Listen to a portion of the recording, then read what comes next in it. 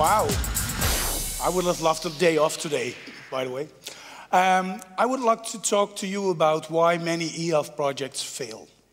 And I really think that the most important thing of it is that we stop listening to patients.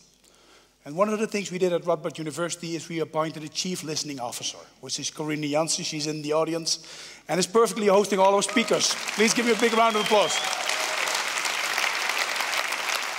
You see, the thing she does is just listen. Not on a very scientific way. She puts up a little cup of coffee or a cup of tea and asks patients, family, relatives, what's up? How could we help you? And we like to think that this is one of the major problems why all, maybe not all, but most of the e-health projects fail, since we stopped listening. This is my weighing scale. It's a very simple thing. It's got one nut, on, off. And every morning, I hop on it. And yes, I got a challenge, as you might see. And I put my challenge on 95 kilograms. But the thing is that it's made this simple, that whenever I hop on, it sends my data to Google Health as well.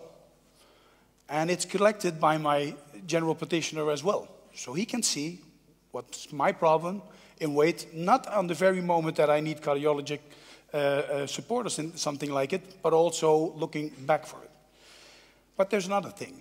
As some of you might know, I got more than 4,000 followers on Twitter. So every morning, I hop on my weighing scale.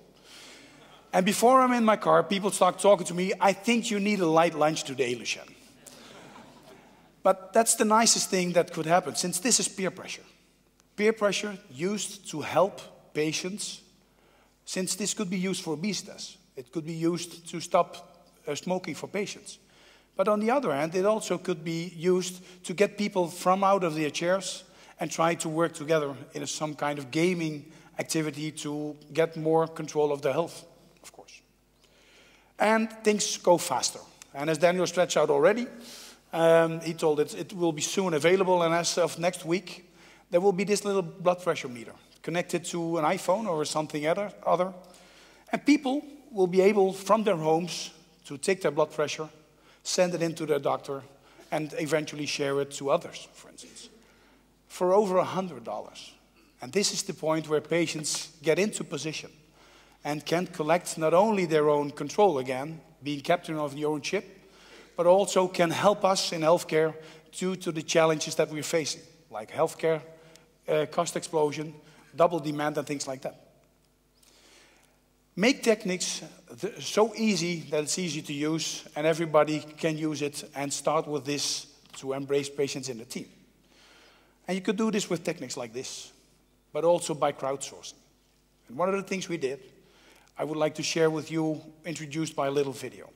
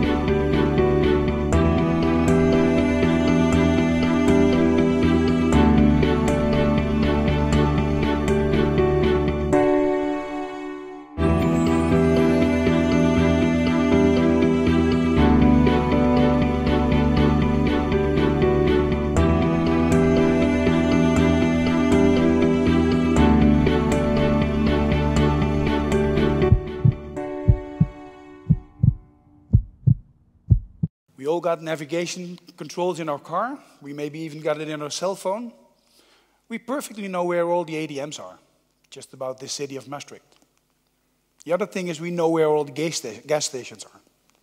And sure, we could find fast food chains. But where would be the nearest AED to help this patient? We asked around and nobody knew. Nobody knew where the nearest AED, life-saving AED, was to obtain right now. So what we did, we crowdsourced the Netherlands. And we set up a website and asked the crowd, If you see an AED, please submit it. Tell us where it is. Tell us when it's open, since sometimes in office hours it's closed, of course. And more than 10,000 AEDs in the Netherlands already have been submitted. The next step we took was find applications for it, and we built an iPad application. We made an application for layer, augmented reality, to find these AEDs. And whenever you were in a city like Maastricht and somebody collapsed, you can use your iPhone. And within the next weeks, also on your Microsoft cell phone, to find the nearest AED which can save lives. And as of today, we would like to introduce this not only as AED for you, which is the product called, but also AED for us. And we would like to start this on a worldwide level and asking all colleagues of us in basically the rest of the world, colleague universities to help us to find and work and act like a hub to crowdsource all these AEDs around the world, that whenever you're on a holiday and somebody collapses, might it be your own relative or someone just in front of you, you can find this. The other thing we'd like to ask is companies also all over the world that will be able to help us validate these AEDs.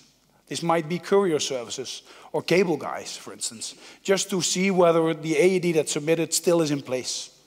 So please help us on this one and try to make not only health a little bit better, but take control of it. And that will be my talk. Thank you.